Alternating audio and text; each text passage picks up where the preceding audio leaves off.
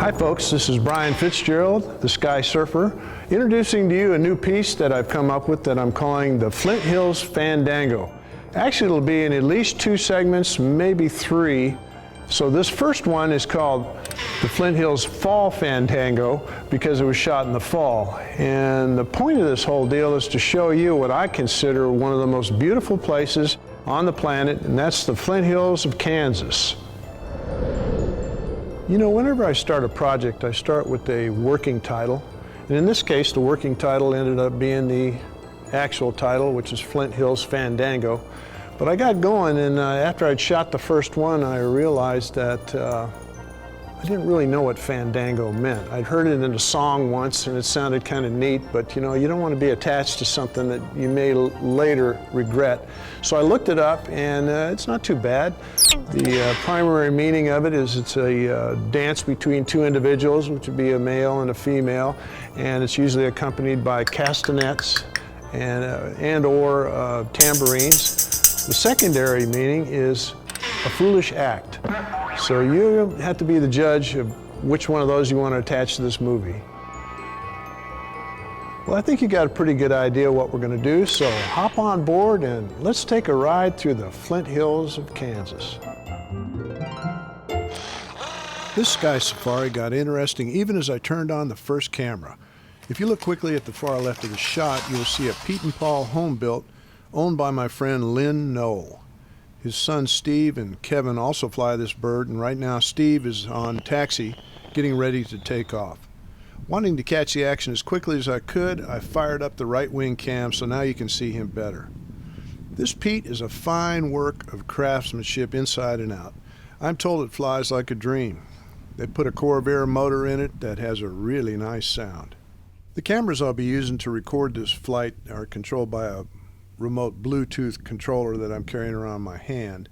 By all rights, I should be able to just start them up after I take off and save some time that way, but I just don't trust them to start. You can't tell, so I have to do a visual verification. I got to start them all on the ground before I leave and then edit afterwards. But in this case, it worked out pretty good because you'll get a chance to watch the Pete and Paul take off. And also you can watch the Sky Surfer run around turning these cameras on.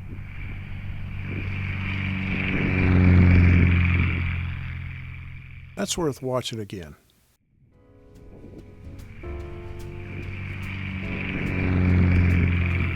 Flint Hills Fall Fandango is my first Sky Safari movie to originate from the Sky Surfer's new beach shack, which you can see in the rear camera shot here past the tail.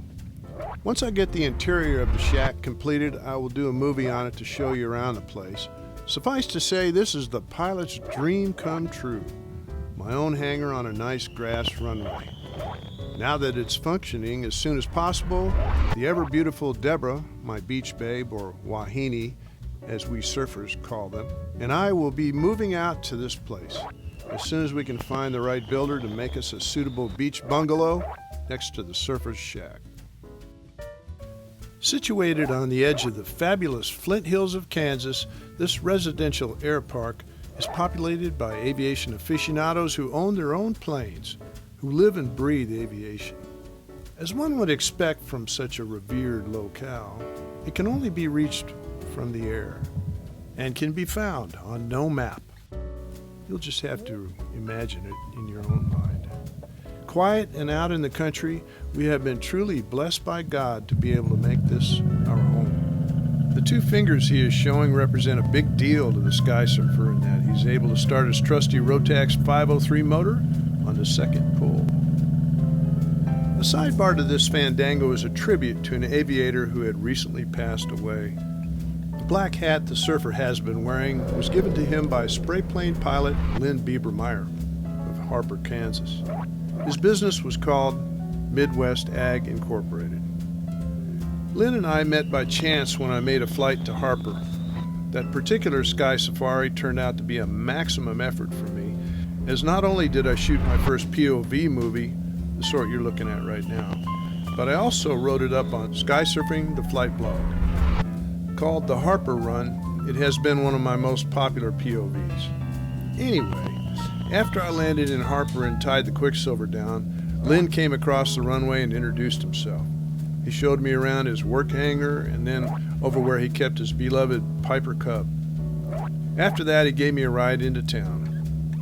Once I was done walking about and taking pictures, I called him on his cell phone and we went over to the fence post for lunch with some of his buddies. I had heard that Lynn had died a couple of weeks before I shot this Fandango, so I'm taking this opportunity to remember a notable professional pilot and an all-around good guy.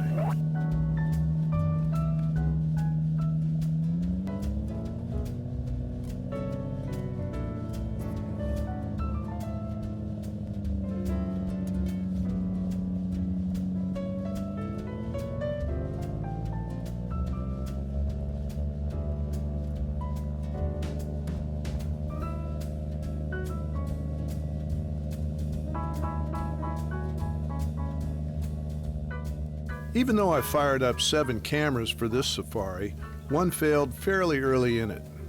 It's this one looking back at me reveling in my natural environment. Of all the camera angles to fail, this one is the least important.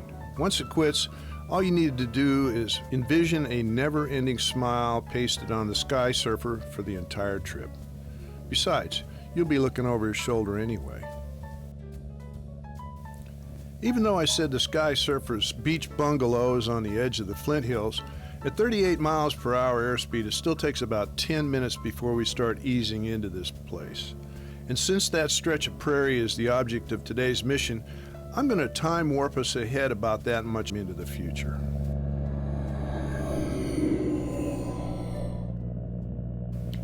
Well, all right. Now as we enter the edge of the Flint Hills, notice as we approach this stand of trees, the red-tailed hawk take off and leave the scene. You know, seeing him bust out of here like that might give the false impression that these raptors are afraid, but I can tell you that is definitely not the case. Red tails are wave riders possessing expertise that the surfer can only hope to obtain, and they have no fear.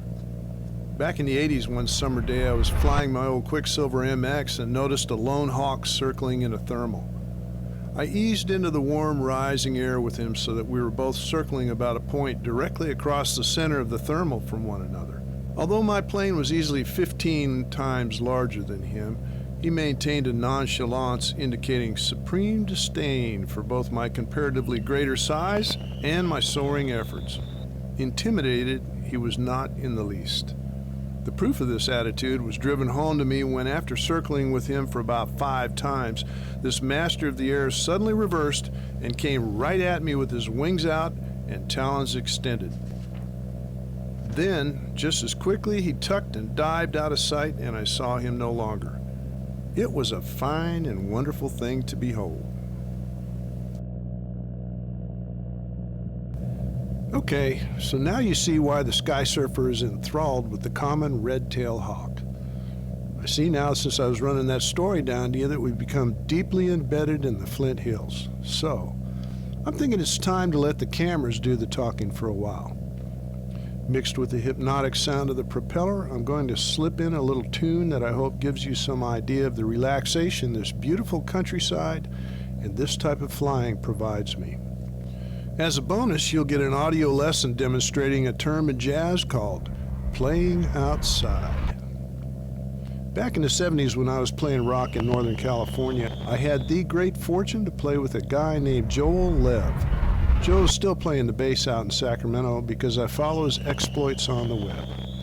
Anyway, one time we were jamming and I was frankly just plain lost. I'd lost my way on a solo, but just kept playing, and then toward the end of about 24 or 32 bars, I made it back into the key. It was embarrassing to me, but Joe erupted in effusive praise. I honestly thought he was joking, but he said, "No, man, that was great. You were outside, and then you came back in. Jazz cats do that all the time."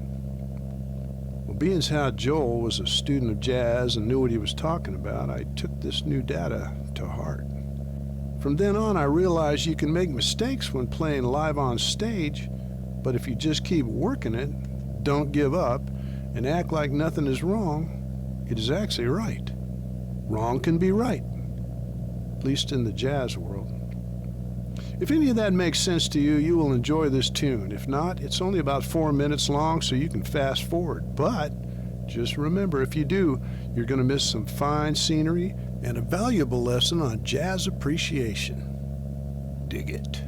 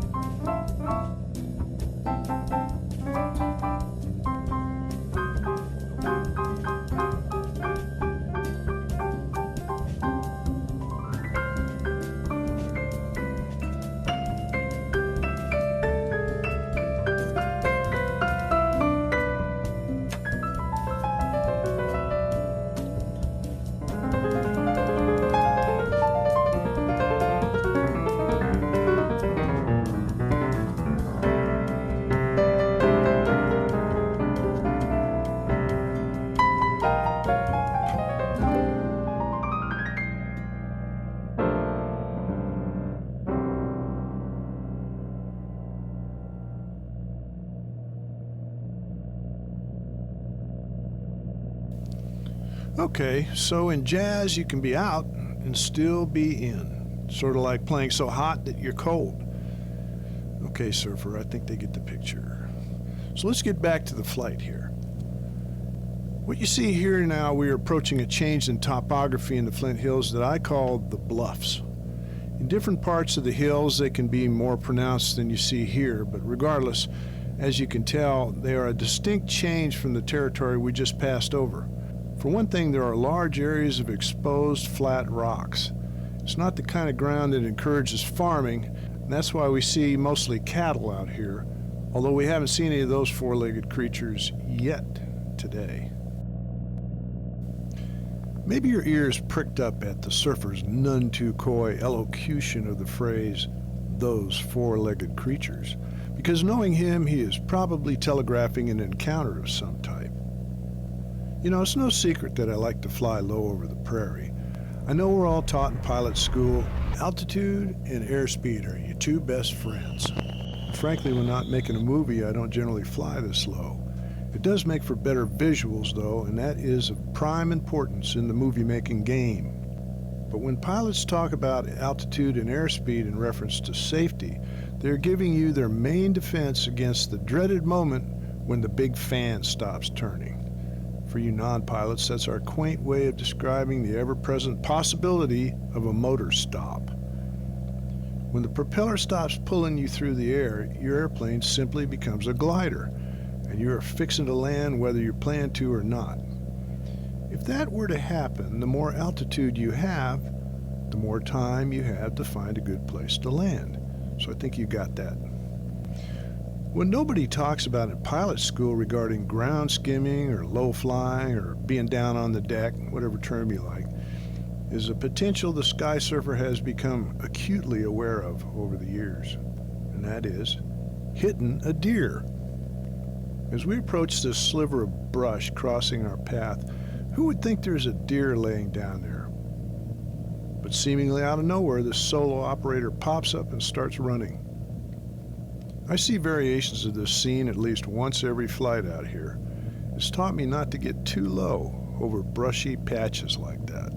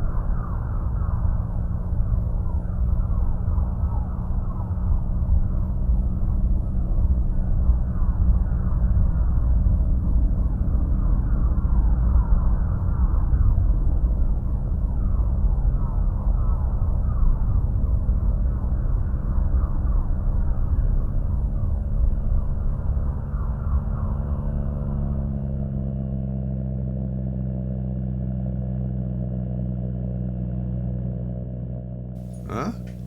Just goes to show you're never sure what fine things you're going to see out here on the Flint Hills of Kansas. Earlier, I alerted you as we entered what I call the Bluffs region of the Flint Hills. Here's another variation of the Bluffs that I find particularly transfixing. And it got me thinking, if you've ever wondered why it takes so long to make a big-time Hollywood movie, besides lining up stars and crew, getting financing and permits, finding the right outdoor scenes is of supreme importance. Large-scale war movies or epic westerns, even romantic themes, natural scenery can do what the best set designers can only attempt.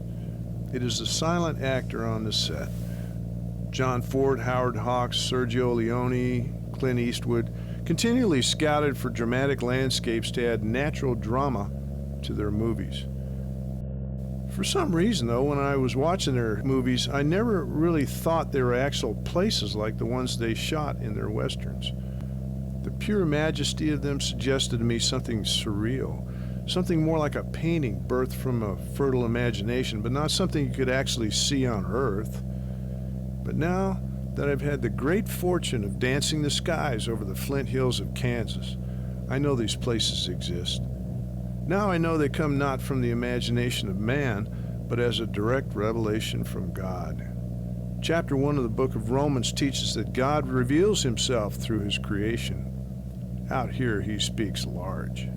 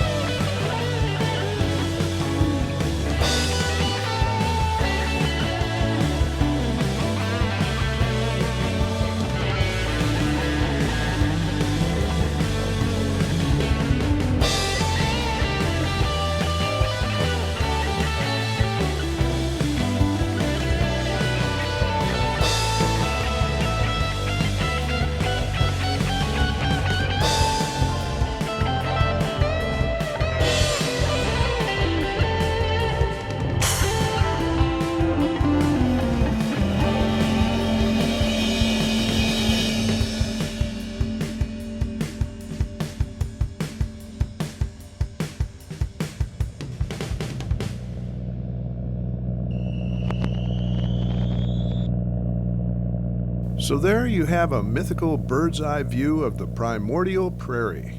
I say mythical because horses were not seen on these plains until the Spanish conquistadors brought them over from Europe in the early 1500s. I won't get into the politics of why you see them out here now on the plains, but suffice to say I'm one of the few who gets to see this wonderful sight, and now you've been able to see them too. Now, as we look off my left wing, you'll see an increasingly common sight here in Kansas, but definitely recent date. The first windmill field I flew near was south of Beaumont, Kansas around 2007. At that time, wind generator fields were relatively rare in these parts. For a while, I was much intrigued by them, even considered them attractive, a type of modern kinetic art. But no longer is that the case. It's a decade later and these things have popped up everywhere. I'm really starting to hate them. I call them Al Gore's weeds. You remember Al? He's the guy who lost his bid for the presidency and ended up a gazillionaire.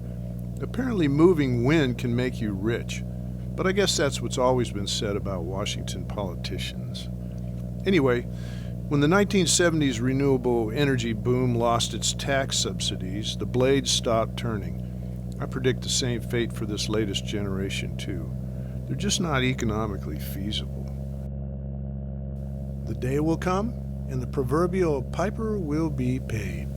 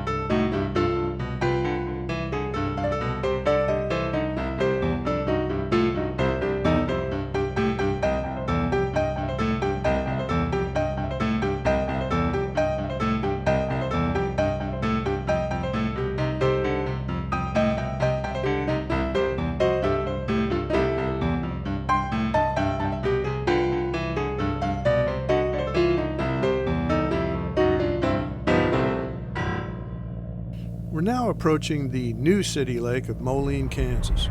As with many of the small towns on the prairie, a man-made lake provides drinking water as well as recreational opportunities. North-northeast of Moline is the Elk County Airport. It's a very nice asphalt strip adjacent to Highway 160. I'm looking forward to touring Moline and doing a story on it for Sky Surfing the Flight blog. Although my self-declared limit for walking into town from an airport on a sky safari is 2 miles, I'm going to bite the bullet this season or next and hoof it into Moline for a look-see. Maybe somebody will give me a ride.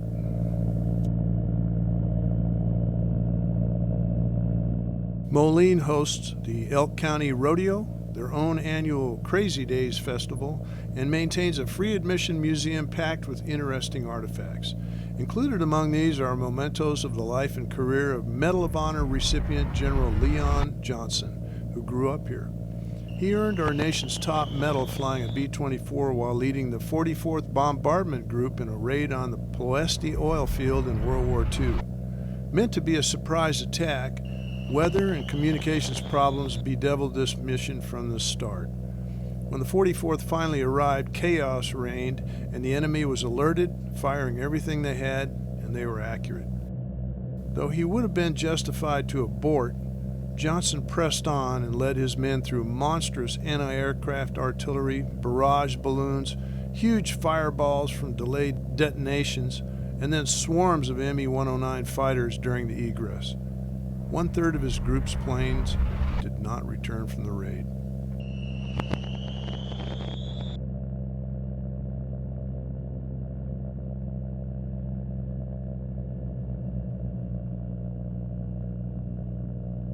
About the second time I flew over Moline, I noticed this T-33 on display. I'm quite fond of this aircraft. When I was young, my dad would frequently fly, we call them T-birds, to stay current. It is derived from America's first operational jet fighter, the F-80 Shooting Star. At the Air Force Academy, I was able to fly in one for about an hour. It was really smooth and surprisingly quiet. I look forward to seeing it on the ground, but I really wish they'd cover it up. Airplanes don't handle sitting out in the elements well. If they continue to leave it outside, it won't last long. Now that we're on the south side of Moline, I notice again the quarry to the east. I did some research and found that this is one of the largest limestone quarries in the country. On my other safaris to Moline, I had decided against flying over the quarry due to limited fuel considerations. But hey, today we're on the Flint Hills Fandango. I just decided we need to get in close and take a look. Then we'll land at the county airport. We have enough gas.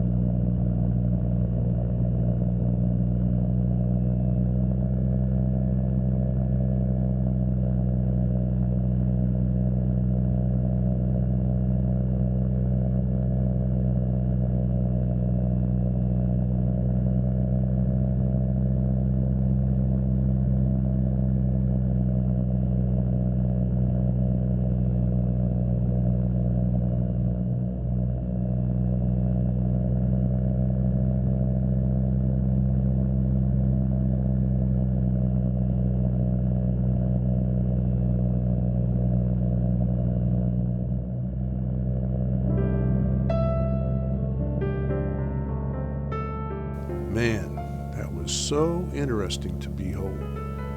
It was only right to let the pictures do the talking that time. The run through the limestone outcrop wonderland put us on a long final for Elk County Airport. Now you get to follow me through an ILS approach in severe clear CAVU conditions. Well, this will be the shortened up version anyway. I'm going to use an editing technique called time compression without the jive fast motion stuff.